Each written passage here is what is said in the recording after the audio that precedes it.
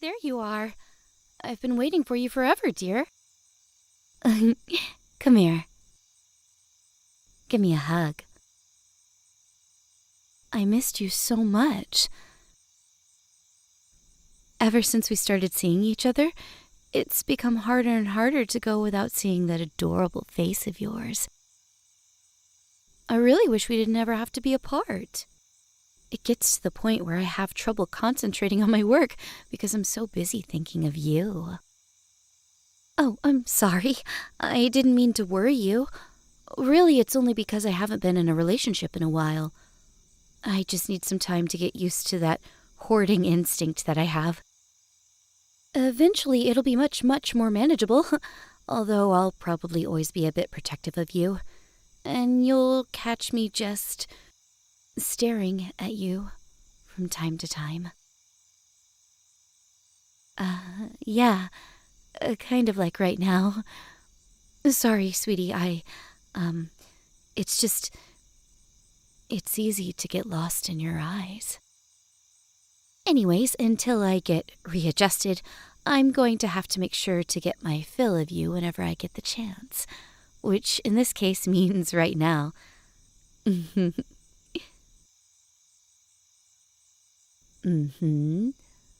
Come on, I'm hoarding you right this very minute. Oh, what does that mean? Why spoil the surprise? It's happening right now, whether you like it or not. So you might as well just sit back and enjoy the ride.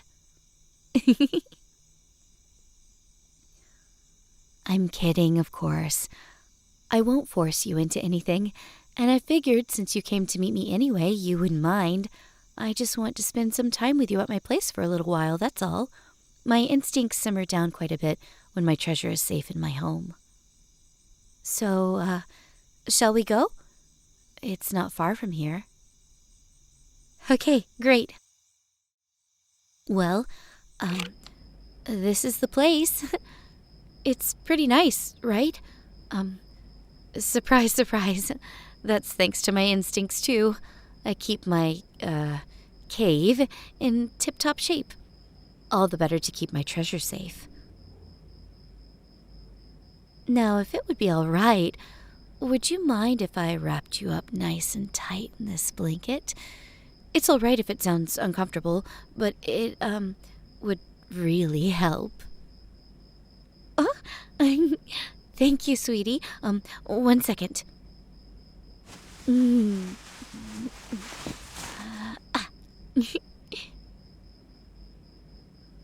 Well, don't you look so nice, safe, and warm? That's perfect. Thank you so much. Now, while you're all wrapped up, I'll go ahead and cook us something to eat. How does chicken soup sound? Lovely. I'll get started. Oh, of course, dear. What's your question? Let me repeat it. So you're wondering why my instincts would apply to a person rather than ordinary treasure? Do I have that right? Well, basically, a dragon's hoarding instinct isn't attached to any particular object. If it feels important to the dragon, then it will want to hoard it. People usually talk about the dragons that hoard gold or coins and jewels, but if you think about it, most dragons wouldn't have much use for them. But a few use them for dealings with humans, or even some of them just like the way they look, and they build up sizable caches. Naturally, those are the hoards that most people would be interested in talking about. But there are all sorts of other hoards a dragon could have. Food, magical artifacts and such, even land in a few cases. Just so long as it's important. And there's nothing more important to me than you, my dear. That's something that's actually unique to dragon-blooded humans. Dragons are really solitary, and they don't usually get very attached to others, even their mates. The mother raises her hatchlings herself and wouldn't have it any other way. But humans live their whole lives surrounded by others. They crave contact with others, and that's what makes it possible for a dragon-blooded to become so devoted to a person.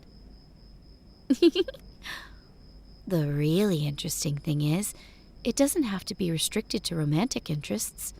My mother is, well, she was about as cloying as a parent can be.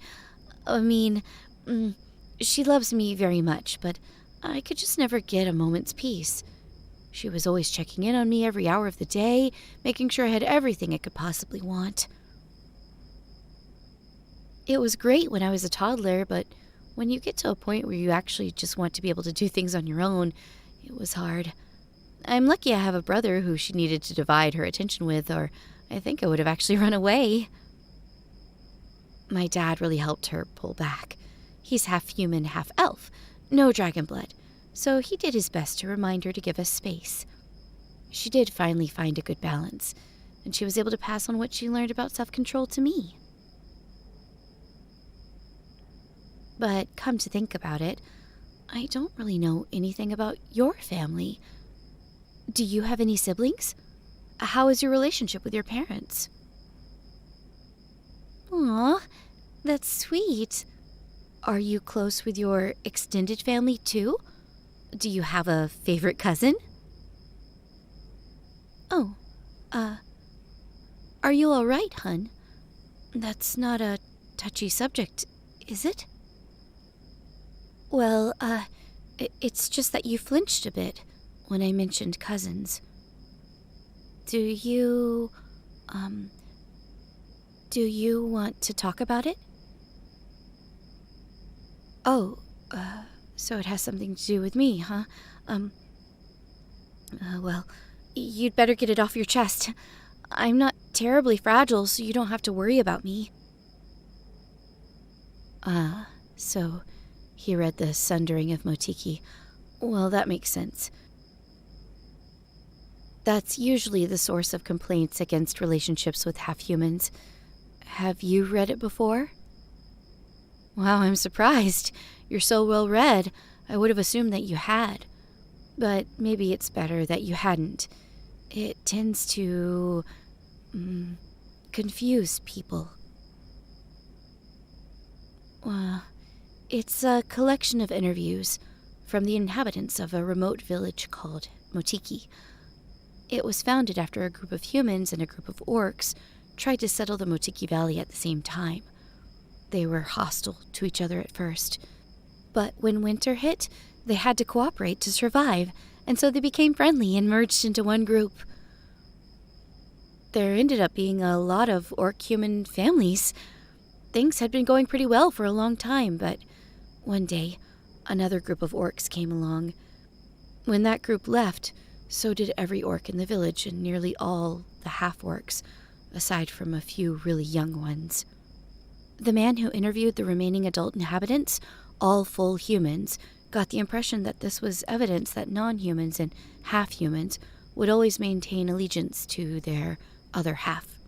The humans were understandably pretty heartbroken, and by reading what they had to say, it really makes it seem like extra-species relationships are bound for misery and failure.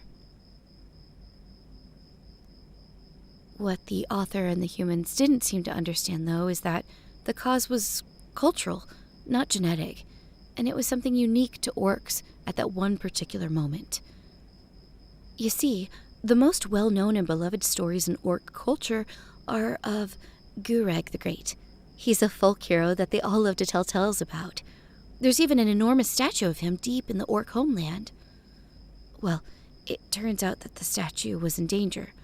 A Knoll tribe had managed to sneak deep into orc territory and were setting up a siege in the city containing it. The orcs who came to visit were looking for help, and all the orcs who had been raised on stories of Gureg the Great leapt at the chance, as did the half-orcs who had heard the stories from their parents. It was an opportunity both to defend an important cultural icon and to see it with their own eyes. There were actually a lot of humans that went as well. The ones who were left were the only ones who hadn't heard much of the stories, and couldn't understand why they were so important. So, as you can imagine, their opinion of events was a bit different. Here's the worst part. After the book was already published and in circulation, the villagers who had left returned. So many orcs had come from all over to defend the city that the gnolls surrendered immediately, so there weren't even any casualties. The author returned and got their side of the story and realized what a mistake he'd made. He wrote a new book, correcting the first, but it never gained as much in popularity, so a lot of people never realized the truth. You should definitely tell your cousin about this. But I don't want to get your hopes up. That book may have been where this idea that humans and half-humans aren't compatible started, but it's probably not the only source now. The problem is, since he read it, he's probably heard of other stories that support the idea. Some might be equally incorrect, but a few might raise legitimate concerns. I know there are a few dragon-blooded who are terrible at reining in their hoarding instinct who would make terrible companions. He would have latched on to any stories like that and taken them as evidence. He might have otherwise not given them much thought, but now they're in his head, and knowing that the book was wrong won't necessarily change his mind.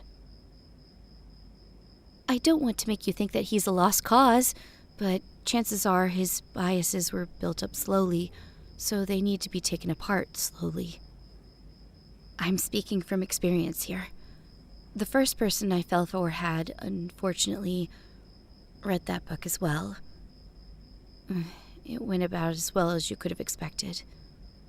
I kept trying so hard to make him understand because I wanted to be with him, but all the arguing and pestering just made him less and less trusting of me and other half-humans. I actually managed to bribe him to let me take him out to dinner, but it was just so awkward. He had made up his mind, so he had a hard time opening up. We drifted apart after that. But I ran into him years later. I was pretty surprised when he actually apologized for how he'd treated me. He'd gone off to become a soldier, and over time he'd run into lots of other soldiers who were in extra-species relationships. Each one made him more and more skeptical of all of those things he'd heard before. He eventually dropped his biases altogether, thanks to that slow and steady exposure. So, basically, don't expect him to accept us right away. Actually, I wouldn't assume that he ever will. Sometimes people are just too stubborn to change their mind. But in the end, that doesn't really matter. He doesn't have to believe that we have a future as long as you and I do. Well, the conversation went in a direction I wasn't expecting. I guess you got to see my history geek side. But I have to admit, I had a bit of an ulterior motive for bringing up my family. You see, my mother is on her way over right now. Sorry, sweetie, but I'm afraid I'm going to have to insist. She's come a long way from how she used to be, and knowing I've been spending so much time with someone she's never met has been driving her crazy.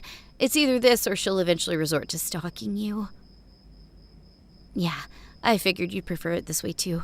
Don't worry, she's actually really nice, and she's going to love you, I'm sure of it. And once she's satisfied that you'll treat me right, we can have the place to ourselves again. I have some fun ideas for what we can do once she's gone. Yeah.